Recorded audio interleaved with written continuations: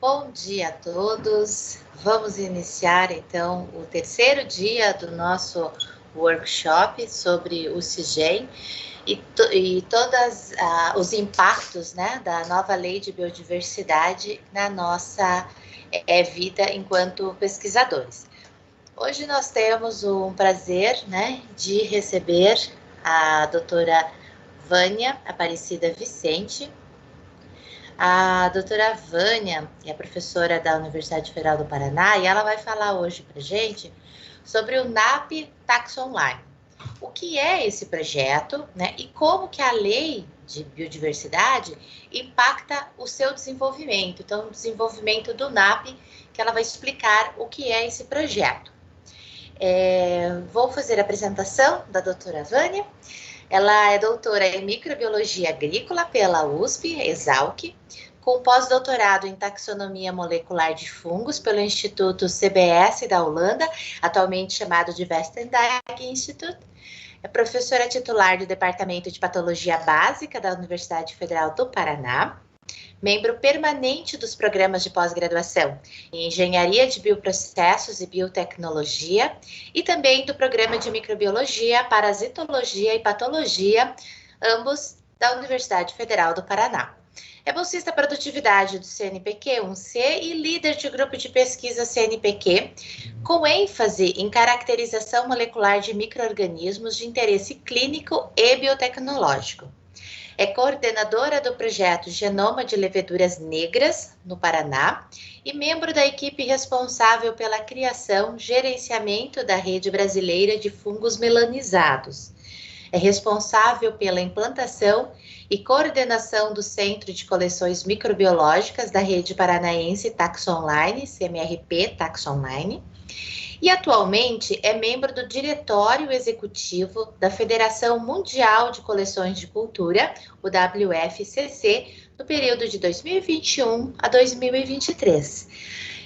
Professora Vânia, é um prazer muito grande recebê-la aqui e ouvir o que você tem para nos contar a respeito, então, desse grande e maravilhoso projeto que é o NAP Tax Online. Vânia, a palavra é sua. Muito obrigada. Eu que agradeço, primeiramente, a generosa introdução e esse convite para estar aqui participando desse evento que tem sido extremamente importante para a comunidade acadêmica e desenvolvido com tanta competência. Então, meu muito obrigada. Então, acho que eu já posso compartilhar, né?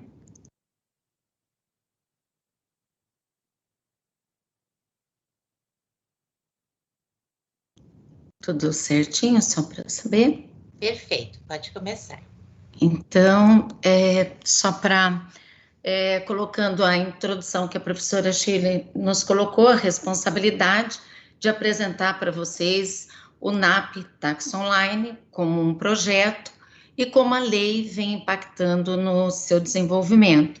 Então, só para que a gente entenda a construção desse projeto reconhecido, denominado de NAP Tax Online, eu gostaria, a princípio, de falar um pouquinho para vocês como surgiram os NAPs, o que seria o NAP. O NAP é uma sigla que significa Novos Arranjos de Pesquisa e Inovação. A criação dos NAPs, ela está prevista no Plano de Gestão 2019 a 22 da Fundação Araucária, em resposta a metas governamentais, visando essencialmente o fortalecimento dos ecossistemas de inovação de interesse do Estado. Através dos NAPs, a Fundação Araucária tem mobilizado e integrado os ativos do Estado, englobando universidades estaduais, federais, privadas e institutos de ciência e tecnologia. Basicamente, os NAPs representam um novo modelo de fomento, visando os ecossistemas regionais de inovação, tendo como referência o sistema de ciência, tecnologia e inovação como um bem comum. E nesse contexto, a implementação desse modelo é extremamente horizontal, o que facilita o desenvolvimento da ciência, tecnologia e inovação orientada às diferentes demandas regionais e estaduais de inovação. Como objetivos e resultados esperados, né, os NAPs visam desenvolvimento socioeconômico, onde a Fundação Araucária ela tem um papel agente-chave, visando a consolidação de um sistema estadual de inovação, com incremento qualitativo e quantitativo da ciência e tecnologia em universidades e centros de pesquisa, além de promover a melhoria da percepção das empresas e indústrias do Paraná no que se refere ao valor agregado a ser aportado pelo Sistema Estadual de Inovação, e assim gerar mobilização, integração de competências e maior capacitação para os desafios futuros e inserção. Nesse contexto, hoje existe um valor de investimento em torno de 62 milhões, onde a fundação entra com um recurso parcial e busca parceiros na complementação desse valor alcançado. São atualmente 25 NAPs, alguns em execução, outros em implantação e outros em ampliação, e já implantados em diferentes regiões do estado, com o desenvolvimento de plataformas de competência para pesquisa e inovação. E nesse contexto, então, nós temos uma transformação digital com desenvolvimento sustentável e com NAPs em diferentes áreas, como agricultura e agronegócio, biotecnologia e saúde, energia, cidades inteligentes, educação, sociedade e economia. Só considerando, então, os NAPs já implantados e tendo as diferentes regiões do estado no que se refere aos ecossistemas regionais de inovação, nós temos hoje já NAPs implantados de energia renovável, como o biogás, o ProRH, Startup Life, o NAP Saúde, o NAP de Segurança Pública, o Super Hub em Nanotecnologia, e o NAP de Genômica e o NAP Tax Online. O NAP Tax Online ele foi o primeiro NAP implantado no estado e ele se baseia na colaboração entre coleções biológicas científicas do estado do Paraná e os objetivos implantados nesse plano de inovação, de novos arranjos de pesquisa e inovação pela Fundação Araucária. E assim, esse NAP ele tem como base a Rede Paranaense de Coleções Biológicas. Então, antes da gente falar do projeto NAP propriamente dito, eu gostaria, então, de falar um pouco da construção da Rede Paranaense de Coleções Biológicas do Estado, que hoje engloba uma diversidade de coleções botânicas, microbiológicas e zoológicas em um trabalho em rede. Esse projeto ele foi criado em dezembro de 2005 pela professora doutora Luciane Marinoni, do Departamento de Zoologia da Universidade Federal do Paraná, e no início tinha como objetivo principal informatizar e disponibilizar as informações contidas nos acervos das coleções biológicas científicas do Estado. Com o crescimento e fortalecimento, essa rede passou a ter um maior envolvimento dos pesquisadores e curadores, e hoje é um grupo de instituições com objetivos comuns, que vão muito além da informatização dos seus acervos.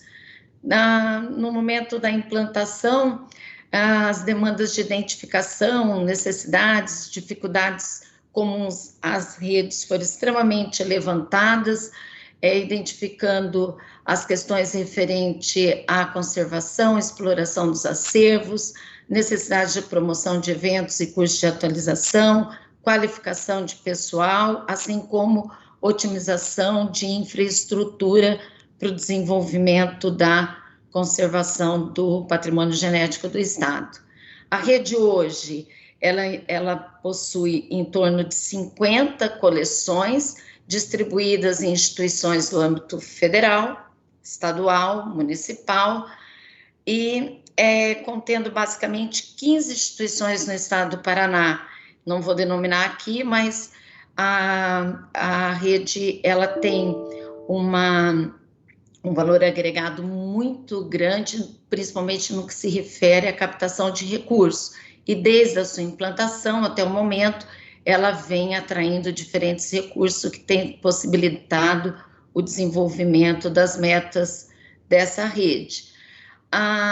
Em 2013, a rede sofreu, numa das ampliações da rede, foi implementado o Centro de Coleções Microbiológico, o qual foi criado no âmbito da Universidade Federal do Paraná, mas era constituído de laboratórios associados de diversas instituições do Estado, entre elas a Universidade Federal do Paraná, a Universidade Estadual de Maringá, a Universidade Tecnológica Federal do Paraná e a Universidade Estadual de Londrina, tendo como parcerias coleções importantes como aquelas advindas da Embrapa, Fiocruz e LACEN.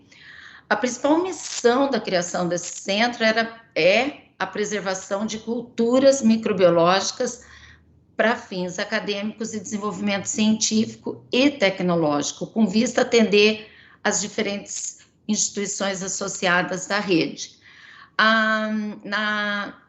No momento da criação foram incluídas coleções de origem clínica, ambiental, reunindo organismos de interesse clínico e biotecnológico, e envolvendo inúmeras coleções, inclusive coleções de interesse industrial, como as coleções de leveduras da Universidade Tecnológica Federal do Paraná.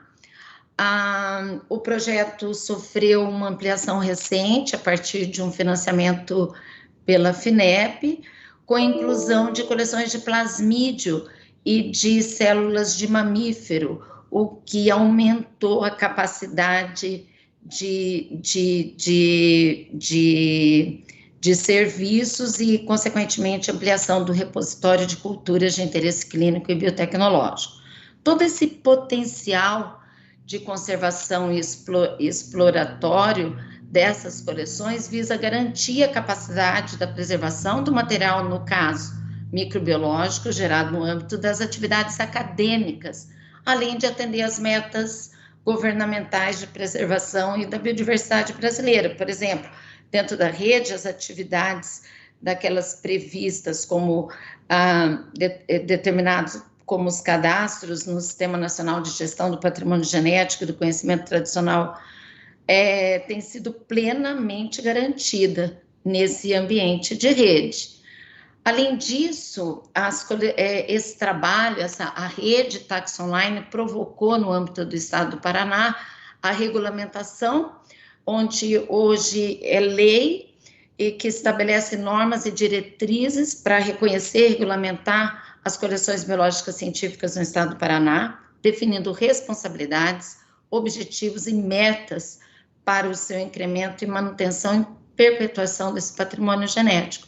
Nesse contexto, surge o projeto NAP Tax Online. Foi o primeiro NAP a ser implantado no Estado e o projeto tem como meta e objetivos centrais a conservação da biodiversidade e aplicações tecnológicas.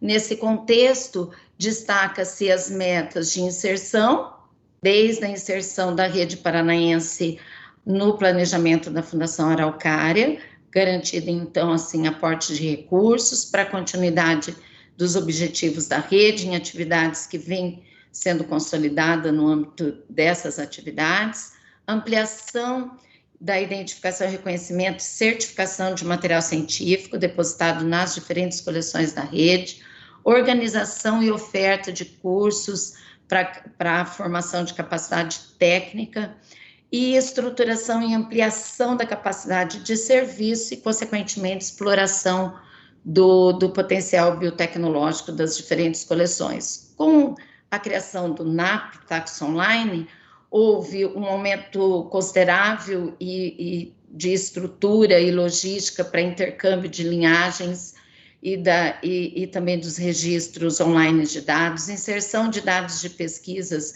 de forma aberta em bancos seguros, maior segurança física, qualidade, confiança, integração dos curadores, reconhecimento institucional das coleções, formação e capacitação de recursos humanos, maior inserção das coleções biológicas no ensino, criação de empregos, aproximação com a sociedade, incentivo aos projetos envolvendo aplicação biotecnológica e, consequentemente, inovação, consolidação das coleções microbiológicas da rede paranaense, aumento das parcerias em rede e aumento da capacidade, principalmente, de responder à legislação vigente. O NAP Tax Online é coordenado pelas professoras Luciane Marinoni e Vânia Vicente, da Universidade Federal do Paraná, e professora Carla Pavanelli, do Centro Nopélia, da Universidade Estadual de Maringá, além dos diferentes coordenadores institucionais das grupos online. Cada instituição associada ao projeto tem um representante institucional. Como resultado, 90% das coleções biológicas do estado do Paraná já se encontram em rede, com mais de 1 milhão de registros de espécies da fauna, flora e microbiota disponibilizado de forma online em diferentes bancos de dados. O NAP vem recebendo apoio para o desenvolvimento das suas atividades de pesquisa e auxílio também na organização de eventos, assim como planejamento para a construção de um plano de negócios para as coleções do estado do Paraná, tem com o desenvolvimento da página web atualizada, assim como o desenvolvimento de um diretório de pesquisadores envolvendo biodiversidade do estado do Paraná. Além disso, no que se refere ao potencial biotecnológico das coleções microbiológicas, também vem sendo desenvolvido um plano de negócio à parte, com a implantação de um sistema de gerenciamento online para maior integração das diferentes instituições associadas ao projeto, além do desenvolvimento de um banco genômico de dados e, consequentemente, com ações visando a ampliação da capacidade de serviço. Lembrando que todas essas atividades em rede relacionadas às coleções biológicas e especialmente as microbiológicas são prontamente regulado pela lei e, consequentemente, é isso então que nós gostaríamos de discutir, como a lei impacta no desenvolvimento desse projeto, que visa principalmente a inovação e, consequentemente, se envolve a exploração do patrimônio genético conservado nessa rede de coleções. A nova legislação que trata sobre o acesso e a repartição de benefícios, ela diretamente tem impactado, impacta, e ela tem ao longo da linha do tempo, que foi muito bem apresentada aqui pela Manuela da Silva, ela nas suas diferentes fases, desde a sua publicação em 2005, com a entrada em vigor da lei em 2015,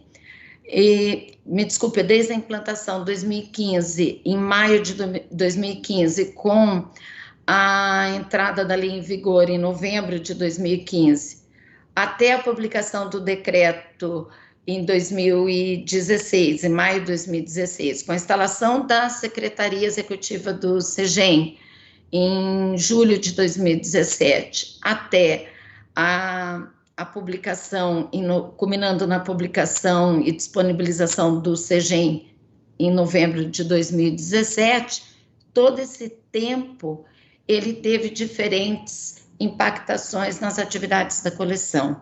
Mas aqui eu gostaria de ressaltar que a regulamentação da lei, ela impactou extremamente de forma positiva nas atividades de projetos como o NAP Tax Online. Essa regulamentação, ela é fundamental A nova lei, ela abrange as atividades de pesquisa, desenvolvimento tecnológico e inclusive de exploração econômica, envolvendo os produtos acabados, o material reprodutivo, oriundos do acesso ao patrimônio genético e do acesso ao conhecimento tradicional associado.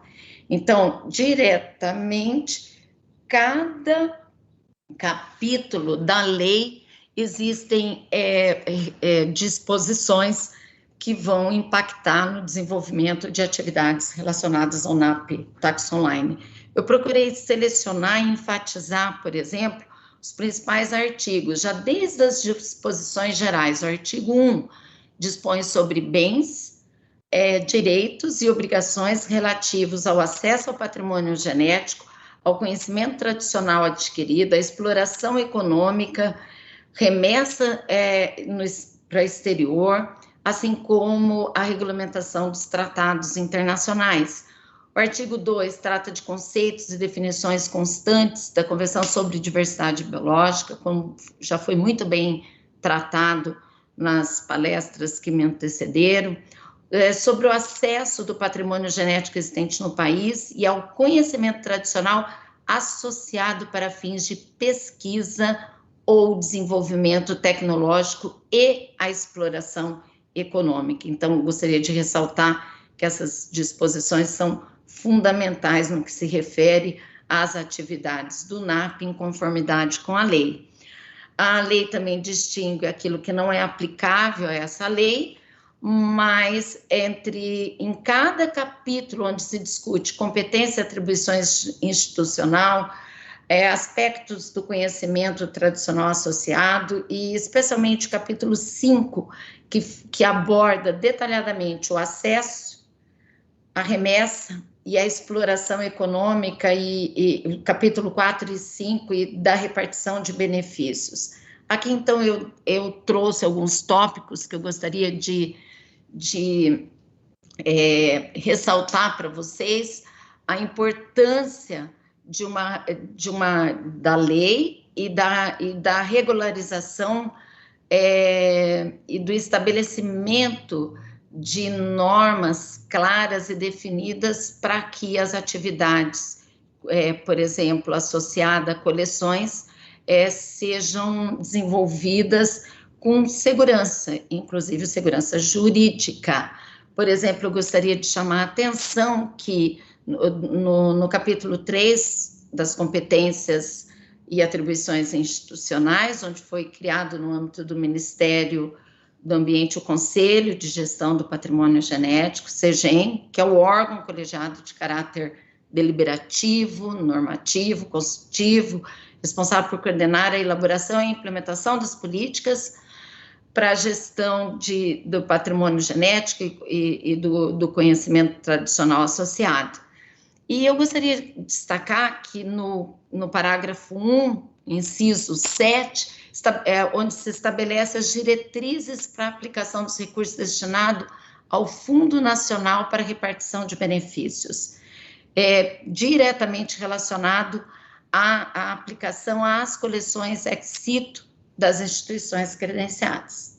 Nesse contexto, a lei ela impacta positivamente, mas ela exige o quê? O cadastramento e institucionalização dessas coleções. E nesse contexto, o projeto Tax Online é bastante favorecido por essa normativa.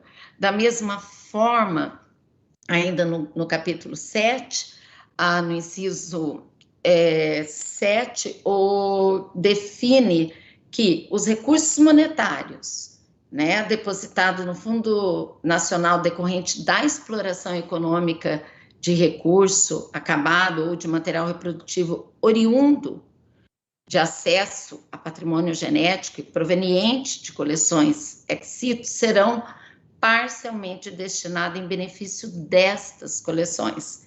Isso é muito importante, porque conservar material genético e assim mesmo identificar demanda recursos, e é uma demanda cara, de um custo alto para que isso seja feito com qualidade, competência e eficiência. Eu gostaria ainda de ressaltar em relação ao artigo 10, que regulamenta que as coleções, né, centros de conservação podem conservar, manejar, guardar, produzir, trocar, desenvolver, melhorar material reprodutivo que contenha patrimônio genético ou conhecimento tradicional associado. E no parágrafo 2, ressalta que o patrimônio genético mantido em coleções ex situ em instituições nacionais, geridas com recursos públicos, e as informações a eles associadas poderão ser acessadas pelas populações indígenas, pelas comunidades tradicionais, pelos agricultores tradicionais, na forma do regulamento. Isso, mais uma vez, impacta positivamente o valor da organização de redes como a Taxa Online, consequentemente, da garantia de recursos destinados ao desenvolvimento, por exemplo, de projetos como o NAP Taxa Online, que visa, além da conservação do material genético, a exploração desse material de forma consciente, atendendo às demandas e promovendo o desenvolvimento do Estado. Aqui eu gostaria de abrir um parênteses, que ontem, na palestra realizada pela Cris Julião Pancararu, quem teve a oportunidade de assistir, ela nos trouxe uma colocação extremamente importante e reflexiva a respeito das coleções do patrimônio genético e do acesso ao conhecimento tradicional de uma forma tão reflexiva, que eu gostaria aqui de ressaltar que quem respeita o patrimônio genético e o conhecimento tradicional associado, quem respeita vai pedir permissão para o uso. E isso eu gostaria de trazer para todo esse processo construtivo. Como nós vimos, essa lei, ela não nasceu de um dia para o outro, ela foi um processo construtivo. Aparentemente, ela parece extremamente aos nossos olhos, né? Nos traz aspectos burocráticos, mas extremamente importante para regulamentar nossas atividades. E lembrando, o respeito a esse patrimônio genético. Então, essa lei, ela traz esse aspecto do respeito ao patrimônio genético do país. Então, isso eu gostaria de deixar uma pontinha para uma discussão posterior, e que essa reflexão, ela ficou desde ontem, desde a colocação na palestra da Cris, ela ficou batendo aqui na minha apresentação. Quem respeita, consulta. Quem respeita, pede permissão. Isso é um incentivo para que nós atendemos às necessidades de cadastro, de registro das nossas atividades, e, consequentemente, nós estaremos sendo amparados muito, e que nós possamos entender o aspecto positivo dessa regulamentação. Entretanto, como eu falei para vocês, é um processo construtivo. No que se refere às atividades de coleções, especialmente das coleções microbiológicas, existem alguns aspectos que ainda devem ser implementados ou melhor discutidos. Primeiro, eu gostaria de destacar que as coleções, elas desenvolvem um papel importante no que se refere como difusor e também na garantia de aplicação da lei. ela deve desenvolver esse papel. Mas as coleções, elas dependem de um aporte de recurso. E para isso, a necessidade, a prestação de serviços, ela tem um custo oneroso às coleções.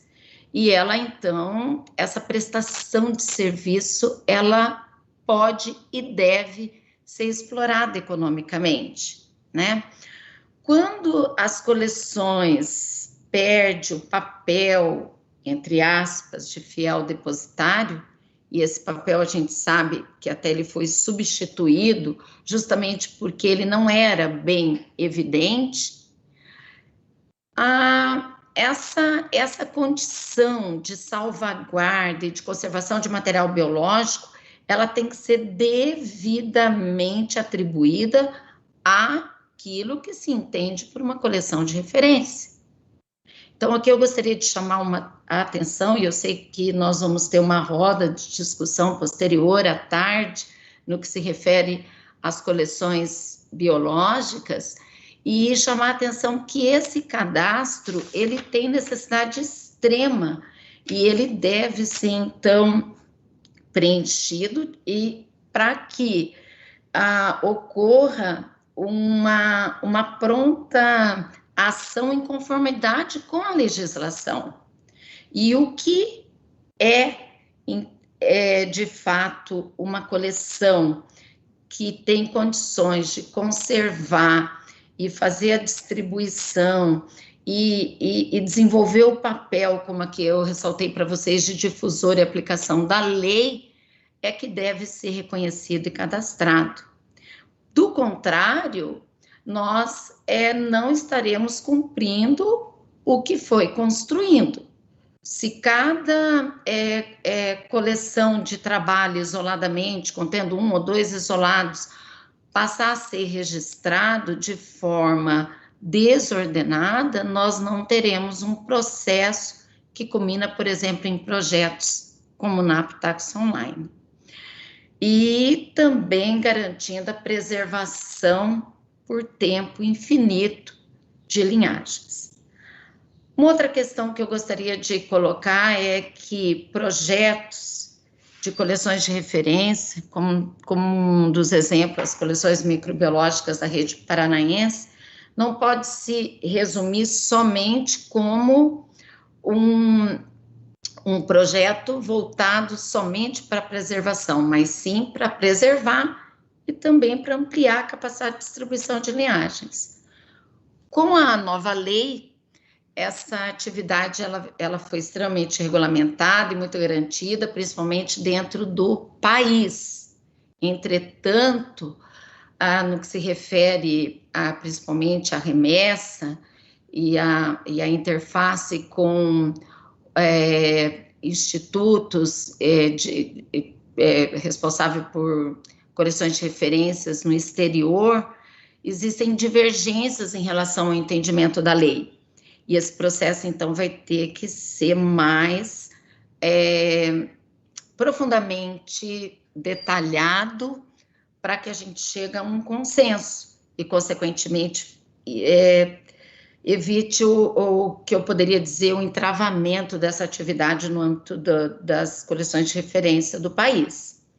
Da mesma forma, o depósito de linhagens tipos para publicação, no caso de fungos, as publicações têm ocorrido com o depósito apenas nas coleções de referência interna, lembrando que as coleções que são credenciadas no país desenvolvem sistema de backups em colaboração com outras coleções, então garantindo a preservação desse material genético. Entretanto, no que se refere a bactérias, ainda nós temos um processo longo, porque para a publicação de novas espécies, nós necessitamos de depósito em coleções de referência no país e externamente.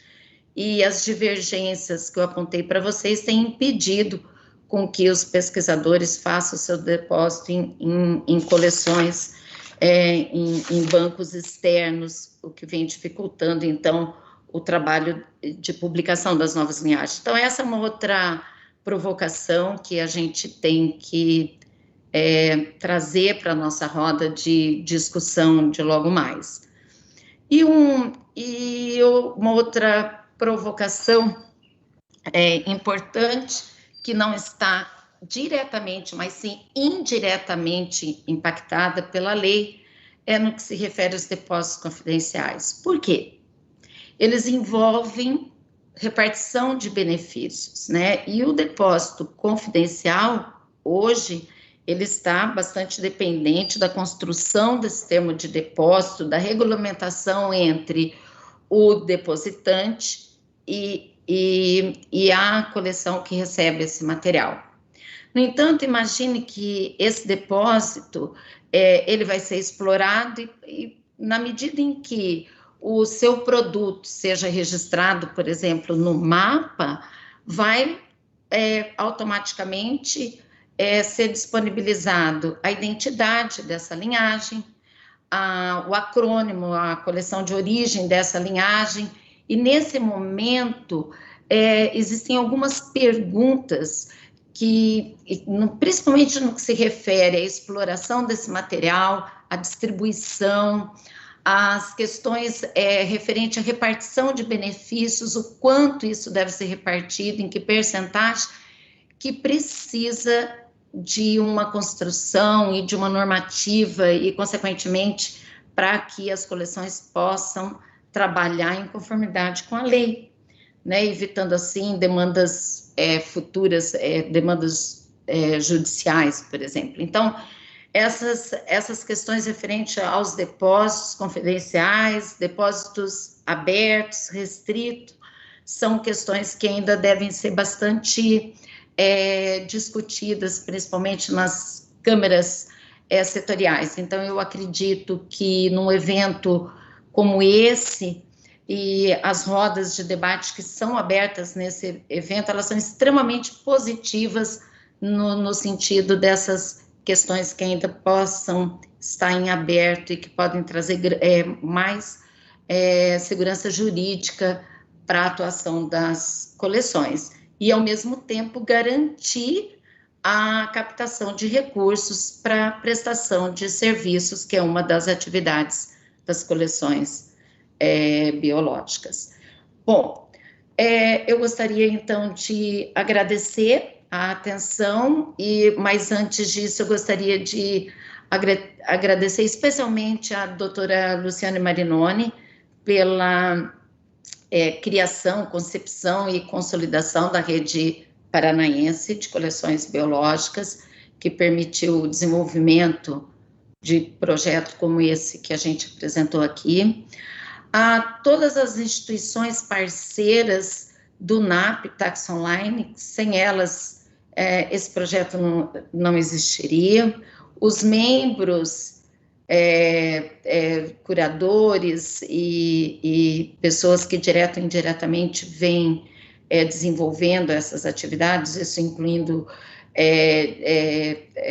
ações institucionais, programas de pós-graduação. Especialmente eu gostaria de agradecer ao FPR pelo apoio incondicional ao projeto e especialmente aos organizadores desse evento, que tem trazido discussões e reflexões extremamente importantes no que se refere às atividades das coleções biológicas e também a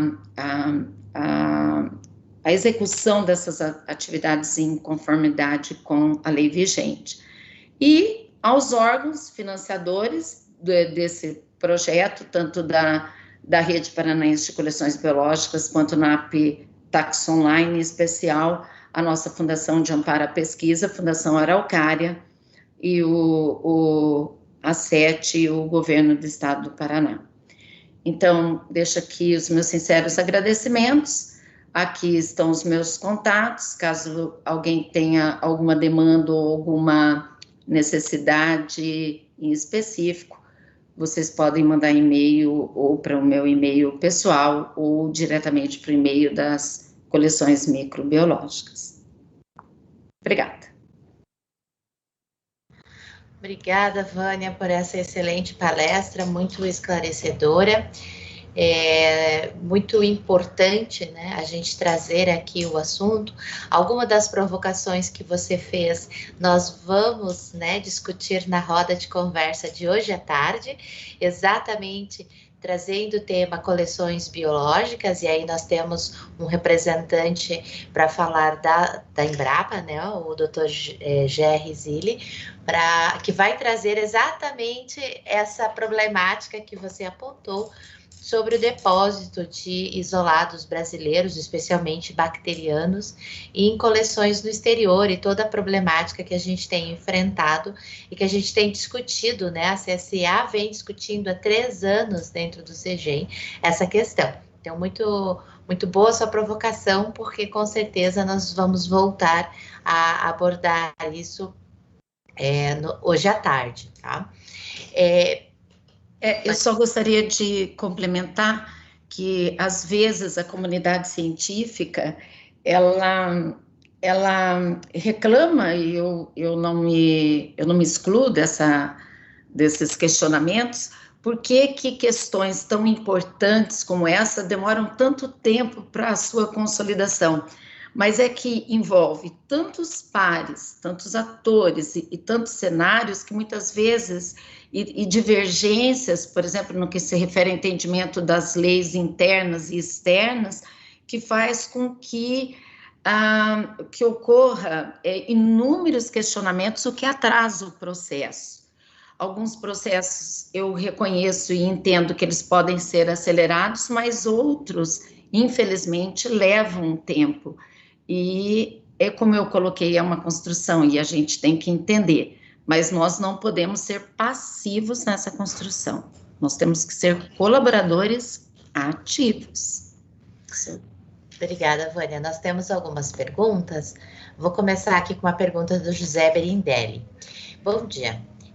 Você poderia explicar melhor o que vai ser o workshop de plano de negócios das coleções de julho deste ano? Sim.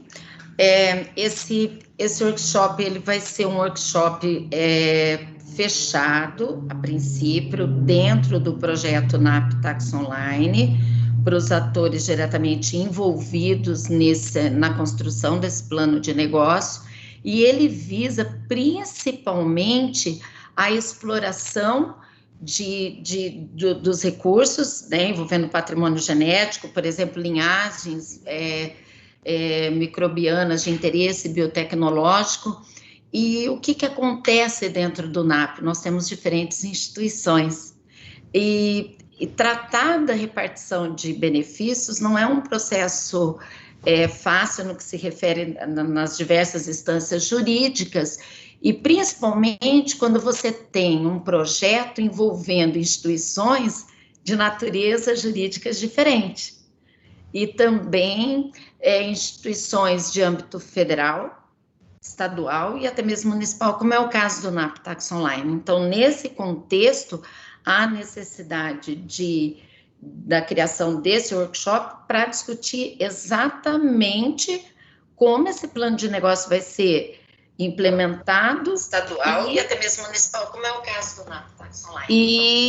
E também e de que forma vai atender objetivos específicos. Então, esse é esse workshop. Então, ele vai ser, a princípio, voltado para o NAP Tax Online. É claro que a partir do momento do estabelecimento e do amadurecimento das ações estabelecidas nesse workshop, isso vai ser divulgado e compartilhado com a comunidade científica como um todo.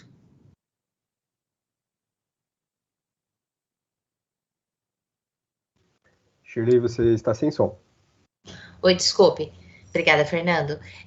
Vânia, nós temos algumas perguntas relacionadas ao fundo, ao uso dos recursos. Então, uma coisa até que é interessante a gente explicar, o fundo ele já existe, tá? Ele levou bastante tempo para ser realmente criado, o fundo já existe, ele está recolhendo, né, recursos, mas nós ainda não temos efetivamente uma distribuição de verbas desse fundo para as coleções brasileiras, até porque o processo de cadastro das coleções é algo que ainda está sendo discutido, tá?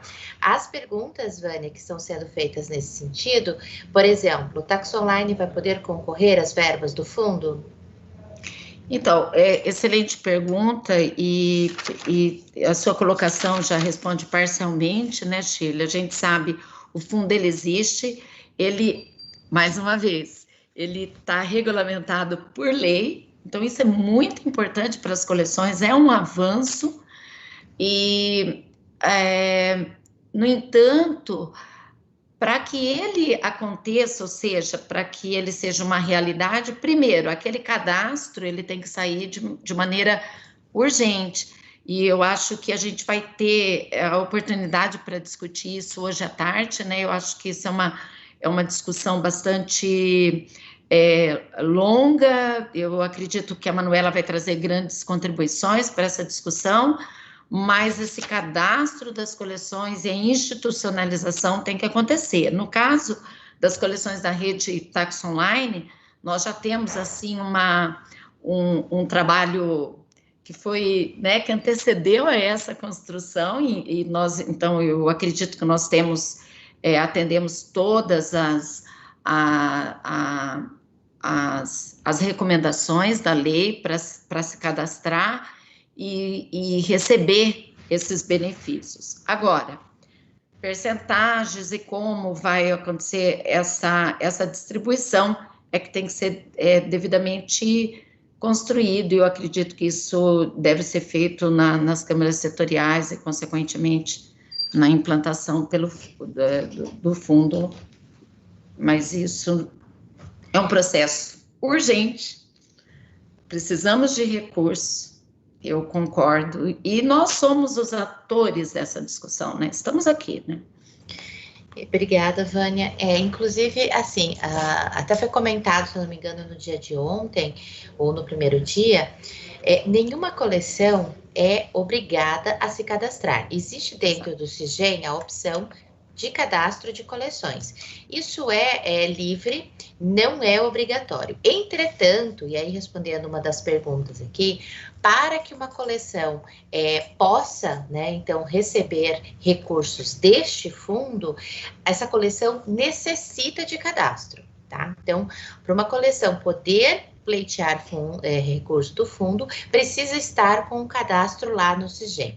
O que aconteceu foi que, como esse cadastro ele era totalmente, digamos, independente da instituição, qualquer coleção, mesmo que a coleção de trabalho, de pesquisa, de um pesquisador só, né, existia, essa pessoa poderia, e muitos o fizeram, esse cadastro lá no CISGEM. Então, hoje, a gente tem, eu não me recordo o número, mas a Manuela comentou, mais de 1000 coleções cadastradas lá no CISGEM. Isso não reflete a realidade brasileira. Eu lembro que em uma das reuniões da CSA, isso já deve fazer uns 2 anos, foi discutido exatamente isso. Então, as instituições, elas deveriam, assim como a instituição habilita o pesquisador, a instituição deveria habilitar as coleções de fato, né? Então, as instituições se organizarem enquanto coleções, né, ou organizarem as coleções dessa instituição, e aí, quando uma coleção realizasse o seu cadastro, esse cadastro não fosse diretamente ao CISGEM, e sim passando por um crivo institucional. E a instituição vai dizer, olha, essa realmente é uma coleção oficializada dentro da instituição e habilitaria. E aí essa coleção passa a ter cadastro lá no CISGEM e, portanto, com potencial de receber recursos do fundo depois. Isso está ainda em discussão, em processo, né? E provavelmente hoje à tarde, inclusive nós convidamos a doutora Manuela e a Vânia para participarem da roda de conversa à tarde, não como palestrante, mas como, né, participar das discussões. Esse é exatamente um dos assuntos que nós vamos trazer à tona, ok? Eu só gostaria de colocar que essa institucionalização é uma construção e vem a favor das coleções, né? Sim. O que parece aparentemente um processo burocrático, ao contrário, garante captação de recursos, garante o reconhecimento do trabalho de conservação, e é importante para que, como a professora Sheila colocou, você não tenha simplesmente um registro que fique perdido num sistema sem uma identidade, né? E então, nós, a comunidade acadêmica, tem que estar atento a esses novos direcionamentos que vêm só trazer benefícios para as atividades relacionadas às coleções, de maneira geral. Exato. Vânia, uma pergunta aqui da Maria Luísa da Rocha. Poderia explicar melhor como é a captação de recursos para a rede paranaense? Porque esse é um problema recorrente das coleções brasileiras. Sim, então, o projeto, a Rede Paranaense, ela foi um projeto pioneiro visando organização e captação de recursos. O que nós percebemos? Que manter, preservar material biológico exige, primeiro, competência, né? Então, nós precisamos de recurso humano com formação direcionada. Exige recursos, no caso, por exemplo, das coleções microbiológicas, quem trabalha com micro-organismos sabe o quanto se despende desde do cultivo, da preservação de uma amostra em vários tipos de métodos de preservação e a identificação, que hoje, na maior parte, é feita através de técnicas envolvendo sequenciamento genético. Então, para que você tenha tudo isso garantido, uma da grande, assim, estratégia que, no caso, a Rede Paranaense adotou, foi se unir. Então, com os projetos em rede, o que ele traz? Ele reúne competências e ele reúne força na hora da captação de recursos. E existem editais, sim, sempre vem existindo no país ao longo desses anos, principalmente desde de 2001, quando começou toda a discussão da conservação da biodiversidade até o momento atual, existiu e sempre existem inúmeras chamadas voltadas com o objetivo de conservação, identificação de material voltado para a biodiversidade e conservação do material genético. Só que esses editais, eles, é claro, o recurso, como ele, considerando a demanda do país, ele nunca é o suficiente, e a tendência é o edital ser direcionado para demandas que estejam mais organizadas. Então, nesse sentido, a construção de redes e a somatória de grupos, competência associada num determinado projeto tem favorecido a captação. No caso da Rede Paranaense, nós já fomos contemplados com projetos de âmbito federal, como aqueles vindos diretamente do Ministério da Ciência e Tecnologia, nós temos editais específicos do CNPq, até mesmo da CAPES, no âmbito dos programas de pós-graduação, para formação de recursos humanos em taxonomia, e temos editais, por exemplo, como o da FINEP, direcionado à estruturação da capacidade de conservação dos acervos. Então, eu não sei se eu respondi muito bem, mas eu procurei apontar alguns caminhos e justificando a importância de trabalhos em rede, que isso potencializa a tua capacidade de aquisição de recursos, muito mais do que um projeto de forma isolada.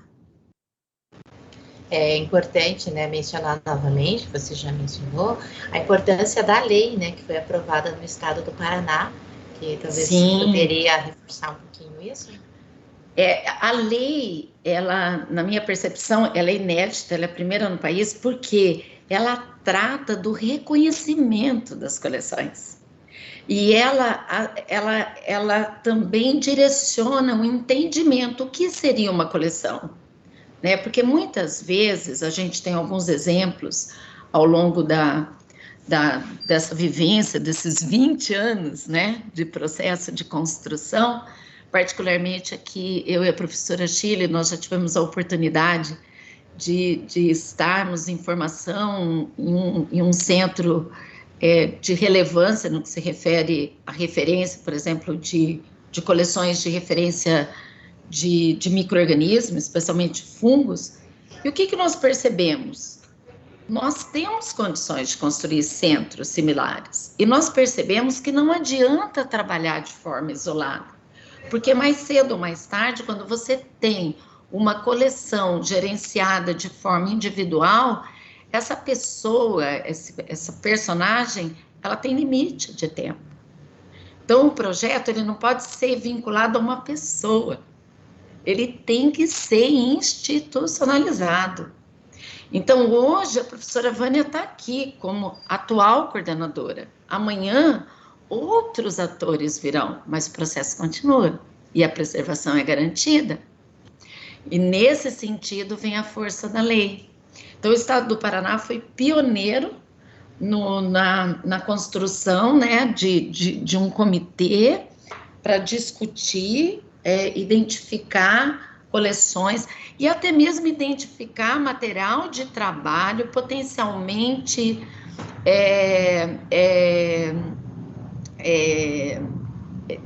potencialmente indicado como uma coleção e que deve ou ser absorvido ou gerar uma coleção de referência. Então, tudo isso você tem que juntar competências com autoridade e construir. Mais uma vez, né, eu venho aqui em defesa da normatização. Ela muito mais nos ajuda do que nos atrapalha. Difícil entender? Difícil, mas eu faço um convite a vocês. Vamos em busca, no caso do Paraná, do que está regulamentado no nível de Estado e vamos ler artigo por artigo da lei da biodiversidade. Ela não é tão grande assim. Vale a pena, que você vai identificar em cada palavra pontos positivos, pontos a melhorar, e é a comunidade científica e eventos como esse é que vão trazer, provavelmente, né, Shirley, vai haver aí apontamentos que ajudam nessa construção, acredito, né? Então é isso. Obrigada, Vânia. Uma outra pergunta, bem direcionada ao Taxo Online, né? Do Luiz Fernando do Bock. Coleções de fora do estado do Paraná também podem se integrar ao Taxo Online? Sim. A rede Taxo Online, eu vou tomar aqui como exemplo as coleções microbiológicas da rede Taxo Online. Mas eu acho, não tenho certeza se é válido para as outras coleções da rede. O que acontece? Muitas vezes, no caso da CMRP, nós recebemos diariamente depósito de parceiros, né, que desenvolvem atividades acadêmicas que demandam depósito de isolados em coleção de referência. Então, eles buscam a rede Taxo Online. Então, a gente oferece serviço.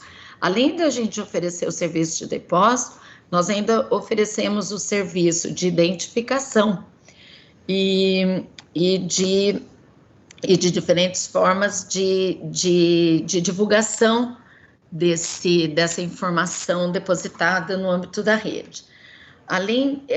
Então, eu tenho como exemplo, no caso do CMRP, nós temos depositados e conservados dentro da rede CMRP, por exemplo, os isolados fúngicos de fungos negros da rede brasileira de fungos negros. Isso está acomodado dentro da rede paranaense.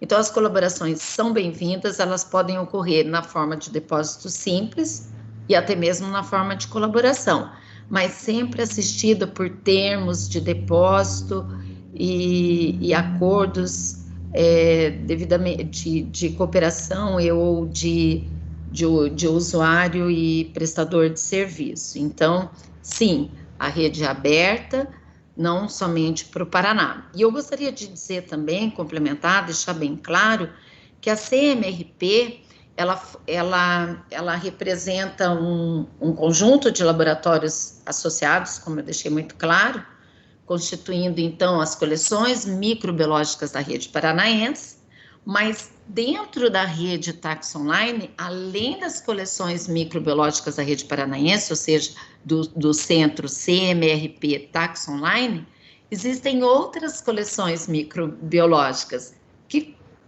estão associadas à rede, como, por exemplo, as coleções microbiológicas da Embrapa, da Fiocruz, LACEN, e essas coleções, inclusive, no caso do NAP, elas estão recebendo recursos para o desenvolvimento das atividades em comum, para atingir as metas do NAP, de desenvolvimento e inovação. Obrigada. Nós já estamos com o horário bem em cima. Eu tenho duas perguntas aqui ainda que eu acho que seria importante. Várias pessoas, né, depois desse comentário sobre a lei, começaram a questionar qual é essa lei, né? Eu acho que na tua apresentação você mostrou, né? Sim, mais a minha apresentação, ela tá... quer que eu reforce aqui? Sim. Então, vamos lá. Deixa eu voltar aqui. Porque assim as pessoas podem ver, né, certinho onde achar essa lei. Pois não. Enquanto você vai achando ali, é até interessante comentar. Essa lei, que ela realmente foi inovadora no Paraná, ela nasceu, na verdade, de um movimento nacional, né? Exato. Nós tínhamos a doutora Manuela da Silva, a Luciane Marinoni, trabalhando em cima dessa lei, que era para ser em âmbito nacional. Por uma série de motivos, isso não andou, não foi aprovada, e a Luciane trouxe essa lei para o Paraná, e no movimento, e aí reforçando o que a doutora Vânia falou, de agrupar, né? Então, chamando todas as coleções do estado do Paraná, que aí sim deu força para fazer acontecer, né? E essa lei foi aprovada, então, no estado do Paraná, a partir desse momento. E existe um movimento de outros estados de levar essa lei também para esses estados, né? Então, só para reforçar, eu acredito que eu esteja compartilhando em tela. Não, ainda não. Não? Ah, então só me perdoe, eu pensei que eu já estivesse compartilhando. Só um minutinho. Novamente, está compartilhando agora? Não, pelo menos eu não vejo. Vamos ver, está carregando, só um minutinho. É a Lei 13.123, né? Não, a lei do Paraná, que eles querem saber. Ela é regulamentada pelo estado do Paraná. Então, só um pouquinho. Por algum motivo, Shirley, ela não, a apresentação não está carregando. Bom, mas faz o seguinte, Vânia. Bom, então eu recomendo que vocês... Lá no chat do YouTube, você pode depois colocar o link lá. Exato, mas apenas para facilitar o acesso à informação, a lei no estado do Paraná, ela pode ser encontrada, né? Existe um conselho do Estado do Meio Ambiente, né? Estabelecido pela Secretaria do Meio Ambiente e Recursos Hídricos, né? Da Secretaria do Estado do Meio Ambiente, e ela partiu a partir de uma resolução do CEPA, de número 101, promulgada em 25/9/2017. Então, isso a gente vai postar lá no chat para vocês, e ela foi, então, a partir do ano passado, reconhecida, então, como lei, agora é lei, tá certo? Então, se você for no Conselho do Estado do Meio Ambiente, na Secretaria, você vai encontrar a referência dessa lei que estabelece as normas e diretrizes para reconhecer e regulamentar as coleções biológicas e científicas no estado do Paraná. Eu vou colocar lá no site para vocês, e eu me comprometo, então, hoje à tarde, na roda de discussão, trazer as informações, e a gente vai postar as resoluções e tudo que há de construção nesse sentido no chat. Pode ser, Shirley? Pode sim. Inclusive, tem várias perguntas e colocações aqui no chat, são assuntos que a gente vai voltar a discutir na parte da tarde, tá? Então, eu até não trouxe essas perguntas nesse momento, porque realmente nós vamos discutir isso na roda de conversa de hoje à tarde. Então, para não atrasar mais o nosso workshop, pergunto se a Vânia tem mais alguma colocação que gostaria de fazer, senão a gente encerra essa palestra e podemos passar para a próxima. Eu só agradeço a atenção e gostaria de me colocar de forma bastante horizontal nesse processo de discussão. Estamos como protagonista num processo que, na verdade, não somos nós, as coleções são protagonistas desse processo, né? E juntando forças aqui para melhorar esse entendimento e para construir ações ao favor da preservação do material genético e da biodiversidade brasileira. Então, apenas eu venho agradecer a todos os pares que estão aqui contribuindo com as perguntas, com a discussão, que a cada pergunta aumenta um pouco, abre, né, as nossas, o nosso entendimento e a percepção que a gente tem do processo como um todo. Então, só tenho a agradecer. Muito obrigada. À comunidade e a esse evento magnífico, Sheila, meus parabéns. Nós que agradecemos, professora Vânia, por essa brilhante participação na nossa manhã de hoje. Nós vamos, então, para um intervalo. E às 10h30 nós retornaremos com a palestra que eu irei proferir, tentando esclarecer um pouco a respeito de envio e remessa, que inclusive isso tem a ver muito com as coleções também, e nós vamos discutir isso então a partir das 10h30, nesse mesmo link do YouTube. Permaneçam que nós já retornaremos. Muito obrigada, Vânia, muito obrigada a todos que nos assistem nesse momento. Até mais. Até mais.